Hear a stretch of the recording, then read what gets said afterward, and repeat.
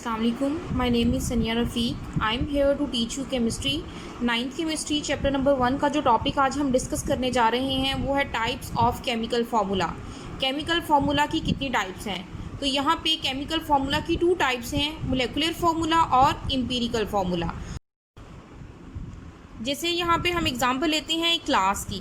Class में students मौजूद हैं, गर्ल्स एंड बॉयज़। अगर मैं यहाँ पे कहूँ कि 75 गर्ल्स हैं क्लास में और 25 बॉयज़ हैं, तो ये मैं आपको एग्जैक्ट नंबर बता रही हूँ कि 75 गर्ल्स हैं और 25 बॉयज़ हैं। अगर मैं इसको इस तरह से बता दूँ कि 1:3, यानी जो बॉयज़ की रेशो है वो 1 है एज़ कम्पेयर टू गर्ल्स, और गर्ल्स की रेशो 3 है एज़ कम्पेयर टू बॉयज़।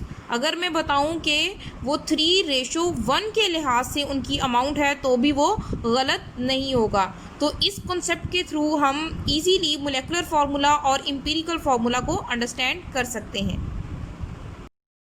अब हम अपने टॉपिक की तरफ आते हैं। मोलेकुलर फार्मूला क्या होता है? It shows the actual number of atoms present in a molecule और कंपाउंड। मोलेकुलर फार्मूला क्या रिप्रेजेंट करता है, क्या शो करता है कि किसी भी मॉलिक्यूल या कंपाउंड में कितने नंबर ऑफ एटम्स हैं, उनकी एक्चुअल अमाउंट को। जैसे मैंने बताया कि क्लास में 75 गर्ल्स हैं और 25 बॉयज़ हैं, तो ये एक्चुअल नंबर मैं आपको बता रही हूँ। तो ये किसको रिप्रेजेंट कर रहा है? इसी तरह से मोलेकुलर फार्मूला को। Now what is empirical formula? It shows the simplest ratio of the atoms present in a compound. ये किसी भी कंपाउंड में मौजूद सिंपलेस्ट रेशो को बताता है। जैसे हम यहाँ पे रेशो बता सकते हैं कि 25 बॉयज़ हैं तो उनकी रेशो 1 है, एज़ कम्पेयर टू गर्ल्स वो 75 है तो उनकी रेशो 3 है। उसके थ्रू हम एम्पिरिकल फार्मूला को अंडरस्टैंड कर सकते हैं। ये भी क्या शो करता है? It shows the simplest ratio of atoms present in a compound. अब हम आते हैं इनकी एग्जांपल्स की तरफ। जैसे देखें, फर्स्ट एग्जांपल लिखी हुई है बेंजीन की। बेंजीन का फॉर्मूला क्या है? C6H6। इसमें आपको नज़र आ रहा है कि 6 कार्बन के एटम्स हैं और 6 ही हाइड्रोजन के एटम्स हैं, यानी ये एक्चुअल नंबर ऑफ एटम को रिप्रेजेंट कर रहा है। तो ये क्या कहलाएगा? मॉलिक्यूलर फार्मूला, या इसको मोलेकुलर फार्मूला कहेंगे। लेकिन अगर हम इसकी सिंपलेस्ट रेशो फाइंड करना चाहें तो सिंपलेस्ट रेशो इसकी आएगी 1:1। तो वो फार्मूला क्या बन जाएगा कि कार्बन का एक एटम है और हाइड्रोजन का भी एक एटम है, तो ये बन जाएगा इसका empirical formula. CH is the empirical formula of benzene.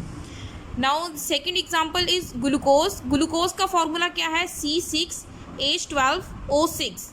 अब ये इसमें एक्चुअल नंबर ऑफ एटम्स हैं, कार्बन के 6, हाइड्रोजन के 12 और ऑक्सीजन के 6। अगर हम इसको सिंप्लीफाई करना चाहें तो सिंप्लीफाई करेंगे, ये इसकी रेशो आ जाएगी 1:2:1।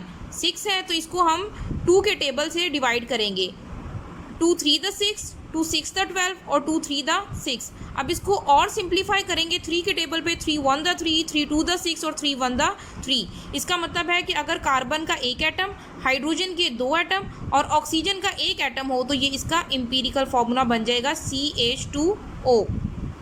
The third example is silica. Silica किसको कहते हैं? सैंड को। सिलिका का कॉमन नेम क्या है? सैंड, जिसका केमिकल फार्मूला है SiO2, सिलिकॉन डाइऑक्साइड। अब इसमें देखें, सिलिकॉन की रेशो 1 है और ऑक्सीजन की रेशो 2 है, तो ये पहले ही अपनी सिंपलेस्ट रेशो में मौजूद हैं। हम इससे ज़्यादा इनको सिंप्लीफाई नहीं कर सकते। तो सिलिका का एम्पिरिकल और मोलेकुलर दोनों फार्मूला Si2 ही होंगे। नेक्स्ट देखें, नीचे ये एक फार्मूला लिखा हुआ है, molecular formula is equal to empirical formula into n।